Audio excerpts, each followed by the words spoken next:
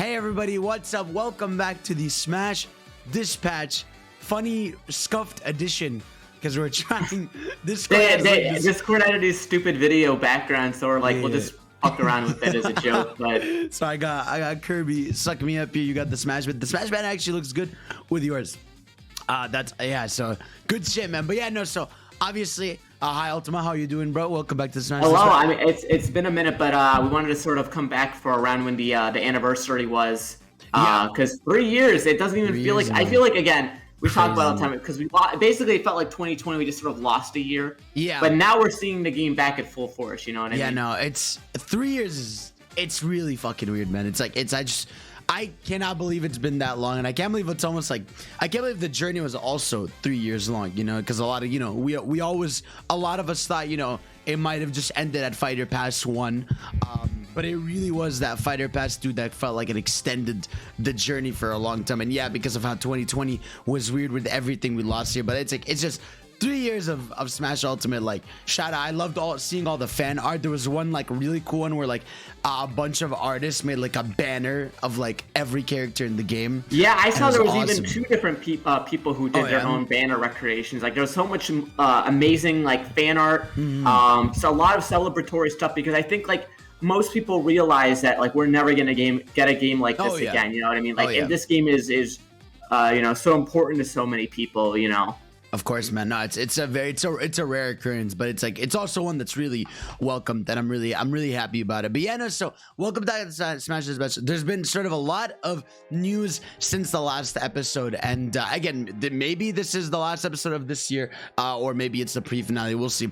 But yeah, so we have a lot of stuff to talk about. Where should we start? What should we go with? You know what I mean? There's well, I think the biggest news that come out of the scene recently is obviously we have the official circuit that was announced. Yeah. Which was PandaGlobal and Nintendo coming together for an official tournament series that includes Ultimate and includes even bigger is Melee. Because we know how Nintendo's been about Melee. It was so controversial last year.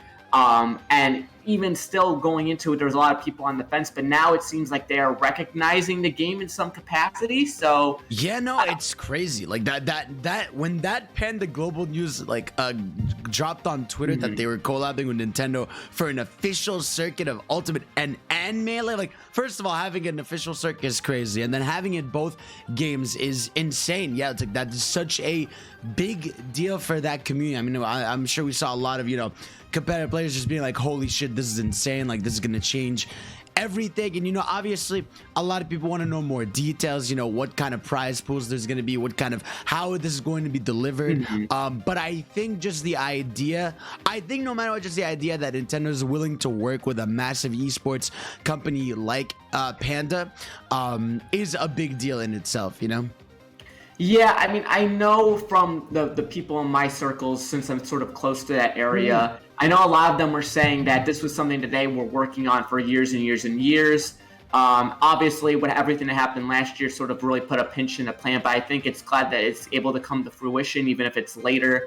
But yeah, you know, other than that, we really don't know the specific details, so I think there is a reasonable amount of hype for this, but I think there are people who are cautiously optimistic. Yeah, fairly so. And I don't blame them. Like, you know, it is still Nintendo. Like, we're not quite sure what capacity, you know, they said cash prizes. What does that mean? Does that mean, like, full esports? You're going to have, like, you know, the big money competing level players? Is it just going to be, like, an average prize? But, like, again, I think the fact that they are willing to actually step up now is a good sign, because I think Nintendo has realized, like, Ultimate has, in terms of like content, right? Ultimate's run its course.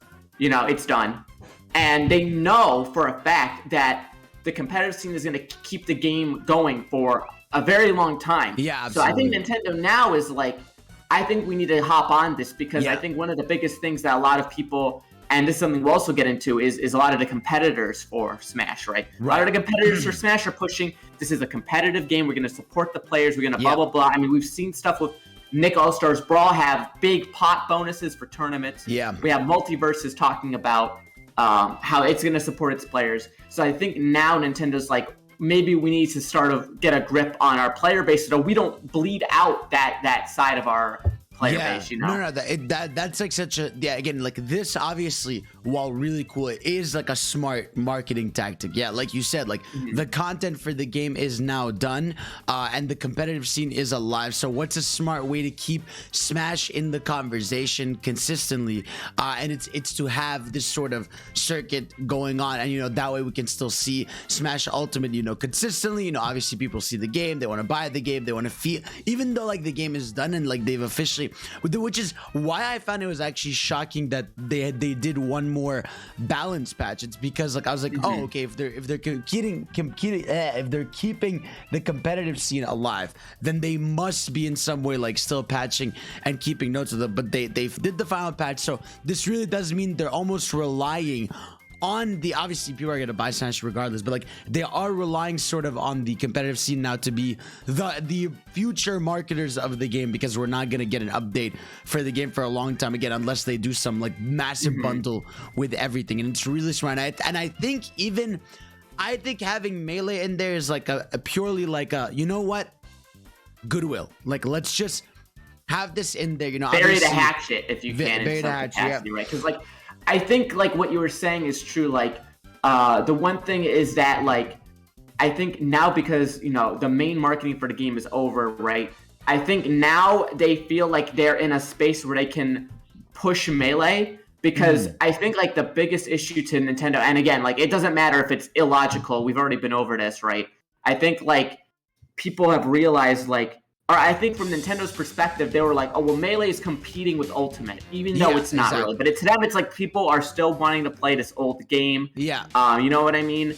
And it's like, to them, now they're like, well, we don't have to worry about that from our perspective. So now we can sort of push Melee a little bit more. Right. You know what I mean? Yeah, no, exactly. I think this was just like, no matter how you spin it, and obviously, like I said, I know a lot of people were like, it's Nintendo, I don't trust them, I want to know more details. Like, I'm just happy this exists in any capacity, and I think it's gonna be good. I mean, you've worked in some ways with Panda, and I think they're a smart enough esports company to know that when they did this, I'm sure they've had to deal with some of Nintendo's restrictions, but I'm sure Nintendo in some ways is gonna let them sort of take the lead on what they do. Yeah, that's what I'm hoping. Like obviously Panda knows most of their audience are people who are competitive or semi-competitive, right? Like, they have all the top players, they have all those channels that they're operating on.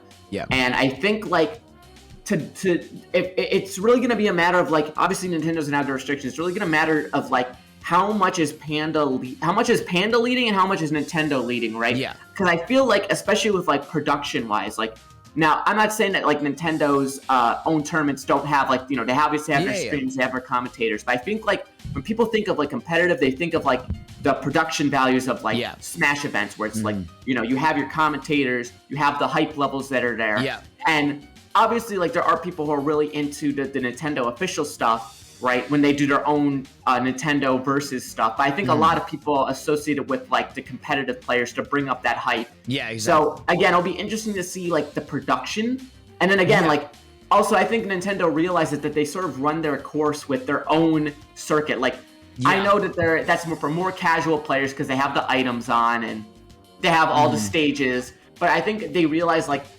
that's probably not going to pull in the same amount of viewers as an official Panda event. You know what I mean? I think, like I said, very smart move on them. And I'm just really happy to know more details. I assume, because when did they say it's happening? Is it like next summer? I think we're going to be getting more details next year, and I think it's going to be starting. I don't know anything specific other than that. So again, I think it is very exciting. It's really going to be nice to see what comes out of this. But I don't blame people for being like cautiously optimistic. Obviously, like there's a lot of working factors. But ultimately, I think this is the best thing that could have happened. In some sort of mutual agreement. You know what I mean? Yeah. No. So really, really good on that. Really smart for that to happen. And just really happy to see what's going on with that. And we'll see what happens with the future of competitive play, because right now it's like we said, it's really good. And like we said, the game got its final patch, and there were some notable changes in there. There were some pretty good character patches. I think they even they went in on, like, I'm not saying like every single character like got, but like a lot of characters actually did end up getting balanced in there. We had characters like Donkey Kong, I think, got a bit of a buff. Inkling, Bowser Jr., they did a lot of stuff for Mega Man. I mean, basically they did a lot of stuff for characters that I wouldn't say like we're super weak, but just we're not really underplayed. Like we're underplayed, right? Like a lot of characters that like, you know, Mega Man's a solid character, buff him a little bit. Inkling was always good. Let's just buff her to get her up to snuff. And then they didn't really nerf that many characters besides like slightly did Pyramithra and like Min Min. And like I think even though I kind of wish they did a little bit more of the final patch in terms of like really trying to iron out all the little stuff, I still think the balance approach to this game was a lot better than Smash 4. I think the end. I think what happened with Smash 4 was, again, when there was like a overbearing character, it almost felt like they just went out of their way to gut them. Yeah, like they just really took away everything. Exactly. Now it's like they're obviously very strong characters, but instead of doing that, they sort of felt like, okay, let's make other people stronger instead of making other characters just straight up worse. You know? You know, I have yet to see like someone playing Ultimate and being like, oh, this patch has like destroyed my character. Like I just don't think that's happened yet, just because I just think like a lot of the patches have either just buffed characters or like the nerfs are stuff like slightly less damage, or you know like fix something that was an issue in there. But like I think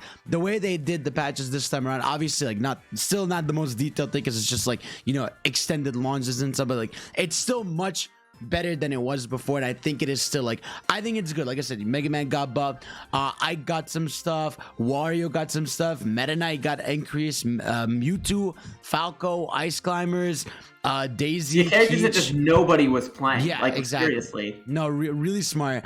And yeah, again, even the changes to Min Min, Pyramithra were sort of like necessary, because like they're obviously, they are definitely the top of the top right now in terms of competitive play. So like just to put them down a little bit is all right in there. You know what I mean? I think it's not bad. And I think people got to remember, like, patches like this are always going to lag behind like the latest trends. You know what I mean? Like, so you're not going to see like the most up to date of like, you know, even though like whoever people consider the strongest character, you're not going to see like the biggest things, because these patches are sort of determined ahead of time. And then also a lot of them are based on the Japanese scene.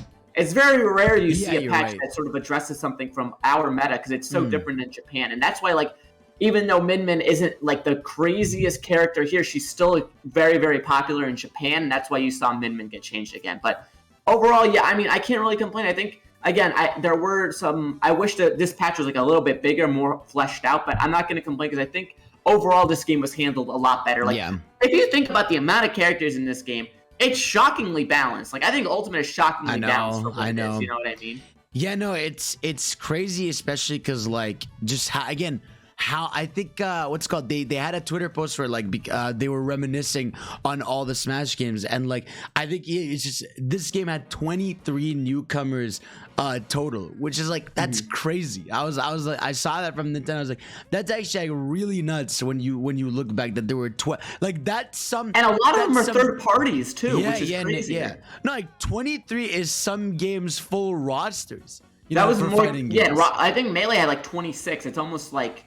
Yeah, I'd say and a lot of Melee were clones, so it's like... exactly. Yeah, no, like when you look back at this, like they showed like the 12 OG fighters, then 14 were added in Melee, then 16 were added in Brawl, and then what's called 21 were added in Smash 4, and then 23 added in Ultimate. It's crazy. Like, it's like just hearing those numbers for newcomers is just insane for fighting games. Obviously, and like what's also like amazing is like, I remember being like, when Ultimate released, I remember like being exactly like this. Like, if this game like never got DLC at all, I thought it would have been really impressive that they got everyone back. They had like really popular newcomers from first party that people have been wanting and begging for a long time. And then we immediately got the first fighter pass. Like, whoa, that's crazy. We're already getting such an insane base roster, and we're already getting our first fighters pass.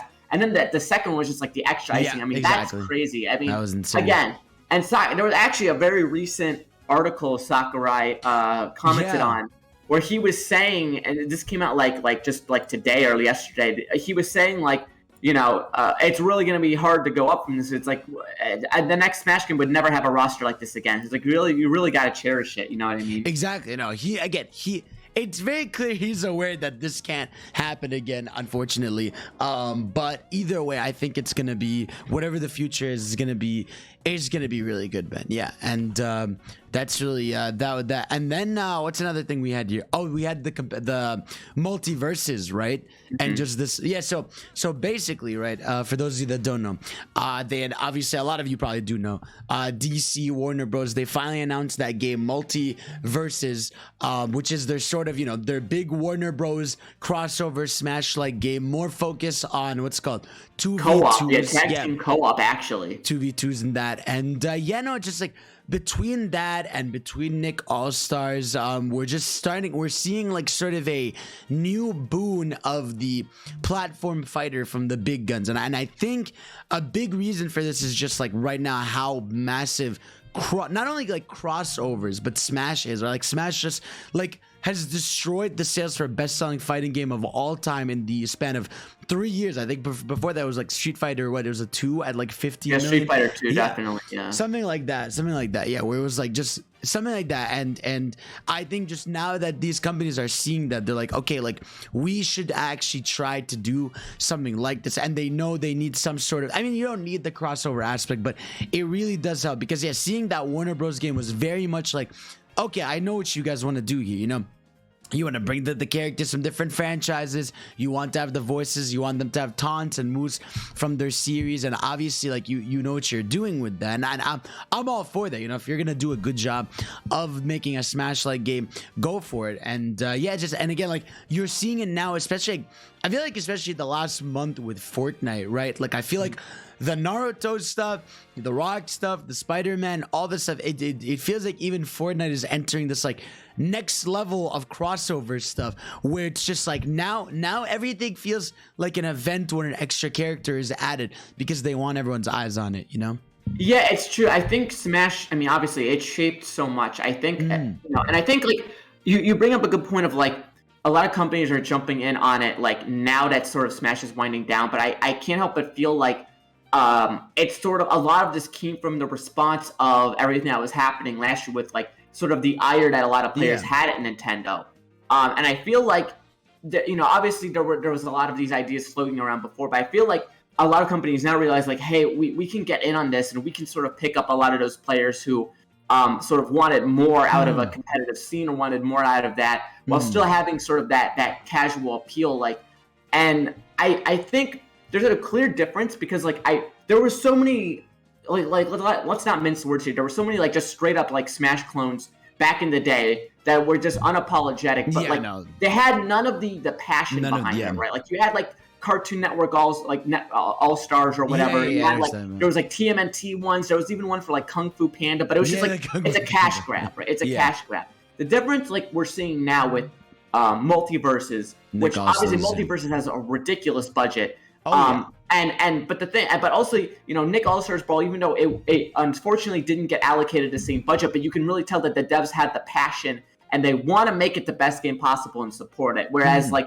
other games like Nick All-Star Brawl in the past did not have any of that passion or drive behind it. It was just like, how can we just get quick money? You know what I mean? Yeah. So exactly. It's interesting to see, like, and again, like I think a lot of people are sort of looking forward to Multiversus, but I feel like the other thing is Multiversus being free to play has a lot of people like sort of like raising eyebrows, because it can work. Like a lot of people, Brawlhalla is something that exists, right? And even though it's not something we like actively look at, it has a consistent player base just because it's free to play.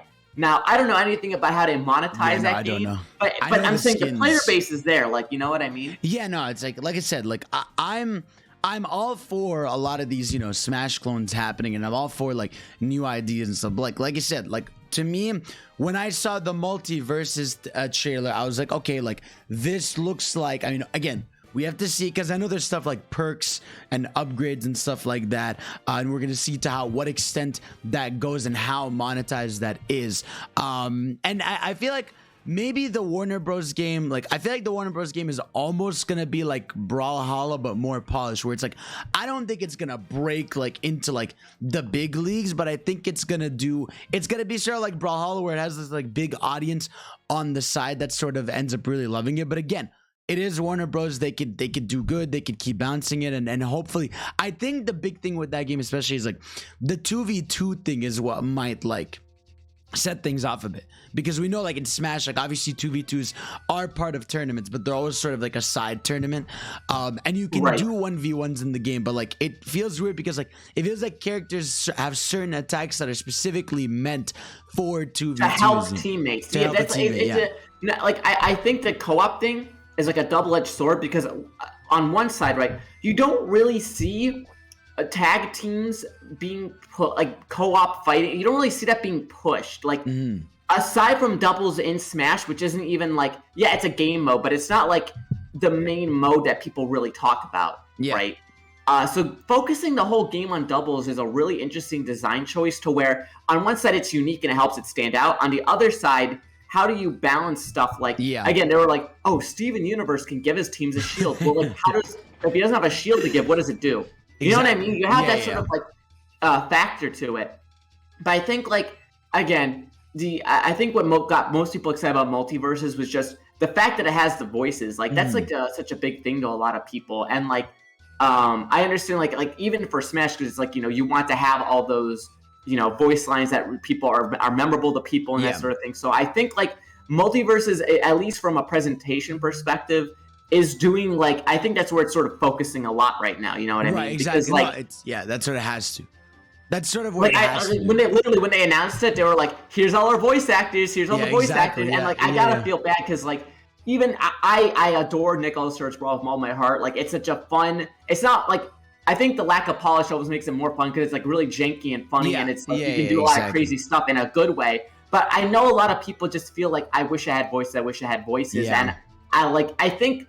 Hopefully, like now that they're getting around to adding more content, like we just got Garfield, they added more alternate costumes. I feel like they're going to be adding that back. So I'm not saying like, oh, the game fell off super hard, but like in terms of like discussion, it's just because Smash and Sora just blew everything out of the water, and it's like, how do you go back? You know what I mean? Yeah, and it's just like, the thing what's weird about what's weird about Nicholas says is they sort of have like they're so, because Garfield comes out tomorrow, right? Yes. Why do they keep doing? Why are you dropping it on the day of the Game Awards? Like, I feel like they just do this on purpose. They drop the game the same day as the Sora thing. They drop the first big patch of the game the day Sora comes out. And then now they're putting this. True. Yeah, now they're putting this new character the day of the Game Awards. I'm like, what are y'all doing, bro? This has to be some fucking. It's just such a run of bad luck on the timing of everything. But I know. I give them credit. I mean, like, they have been pretty consistent and quick about fixing stuff, which is actually pretty crazy if you think about it. Like, there's been regular patches, like at least like every and they're 2 adding weeks. Costumes too, right? The free costume just came out. Garfield's going to be free. Cool. And it will be nice to see what else they have in the future. Because like I said, I think that's like one of the big things is like, we unfortunately Nickelodeon didn't give them the budget, but you can tell that like these devs really care. Whereas like, again, a lot of other cheap Smash clones in the past just didn't have any devs just care, just a cash grab. I think like one of the devs like sort of did a mini shot at like what's it called at Nickelodeon, right? Where like when Multiversus announced, one of the devs was just like, wow, look, isn't it crazy to see how important and nice it is when a game could have authentic voice acting behind it and have a budget. Budget. So it is what it is. But yeah, no, I'm happy. What other like what other companies do you think could have a cool like Smash platform fighter? You know? Well, I'm not gonna say like platform fighter, because it's not. But that Project L thing with League of Legends, right? With League, that's a really big deal. That's gonna be a big deal, yeah. Even though it is a traditional fighter, first off, it's a tag fighter. It is a tag fighter. Okay, so you can have like you call it an assist per se. Right, like you have an assist. Okay. Now, in games that are tag fighters, there are usually modes where it's like you can have 4 players fight, and each one is a. Rotating. I know that was a thing in Marvel Infinite, which was also a tag fighter. But the point I'm trying to break is that even though it's not exactly the same audience, I think they're going to be. It's Riot Games, and League of Legends is still probably the biggest esport next to Fortnite. Yeah. And you know that League of Legends and Riot are going to be putting a shit ton into an esport of a League of Legends fighter, and I think that's also courting a lot of competitive players across the board. Like, it doesn't matter what fighting. I'm sure there's a lot of Smash players who are interested in Project L because they know Riot Games is big money. You know what I mean? Absolutely. Yeah, no, it's gonna be. I'm very interested, and I think, like, again, I think this isn't the end of like these platform fighters. I feel like we're gonna see, like, I feel like this is almost like, I think PlayStation might even want to try again, you know, with PlayStation All-Stars. I would hope so. I genuinely hope that Sony would look into doing it again, because, like, they have more experience, they have more IPs. I don't think Battle Royale, the idea was solid. It's just that they didn't really give it the proper execution. I think they can learn from that mistake and do it again. And I think, like, I agree. Sony doesn't have really, like, I think they have at Street Fighter V because that's exclusive to that and PC. But I'm saying, like, Sony doesn't really have like such a big library to pull from. It doesn't really have their own exclusive fighter per se.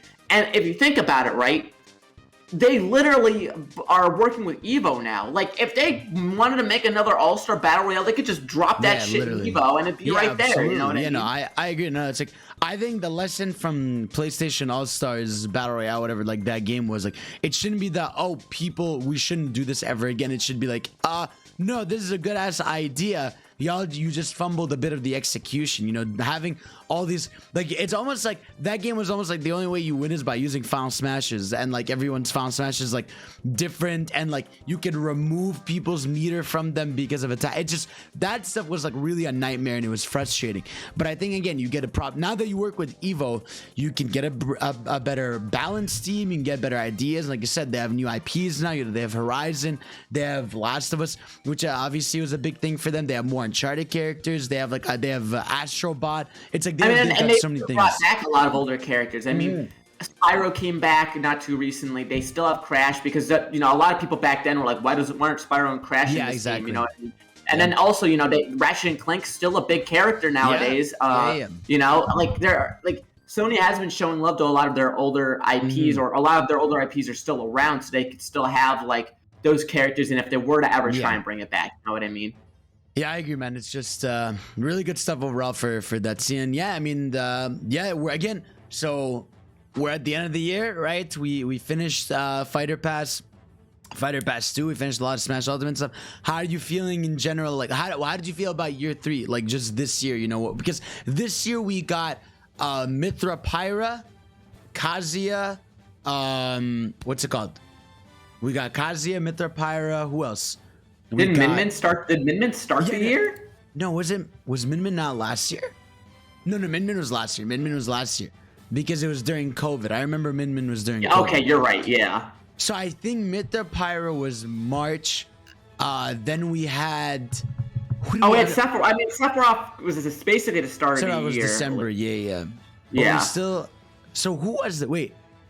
So we had 2 characters this year? No, 3. We just had Pyra, Mithra, Kazuya, Sora. Kazuya, Sora. Yeah. So that was our year 3.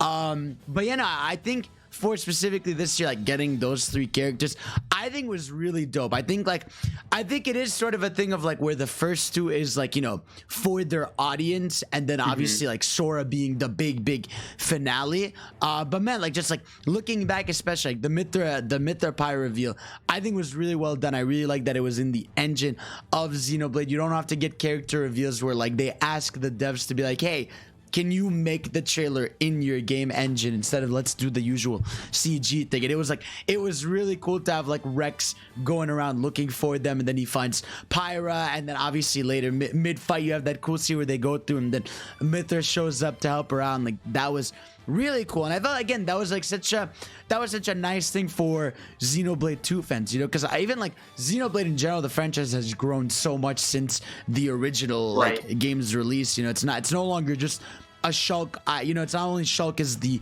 head of it. You know, obviously you look at Mithra Pyra and the Xenoblade characters to this day getting fan art. We just had the 4-year anniversary of the game, and it's just like, it was really cool just to have that moment early on in the year. I know, like, obviously our friend Z just all year been playing those 2 characters, and I'm just happy especially that those 2 ended up being something that I've wanted for a long time, which is another character that's like Pokemon Trader, you know, where you get like the swaps, you know, you can swap between them, do different strategies, mid combo swap, get to another character, and I think they've really been super unique, super fun fun, and I'm glad they're thriving competitively. Yeah, too. I'm glad. You know, it's nice that they're very strong competitive characters that have their weaknesses. I think like for me, I really, even though like it's not like I'm a massive Xenoblade 2 fan, but I'm really happy that they were there because it was very much deserved. You know, like we got our arms fighter again. They talked about how they couldn't fit it in the development cycle to get Mythropyra in. But I also think just the way that they were added was handled in the best way possible. Again, like, you know,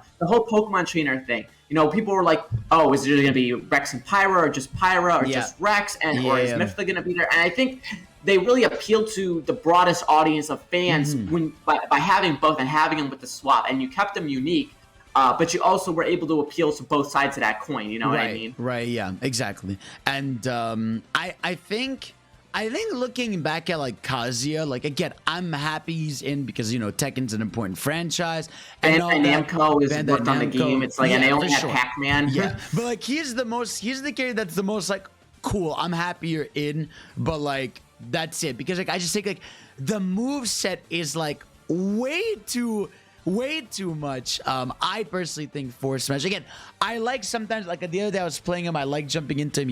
He's fun, but he was definitely like I would probably say like the least notable in a sense of like this pass specifically. You know, because even a character like I think a lot of people know that he's like a very strong technical character. Of course, yeah. But I also think he's a character you are like.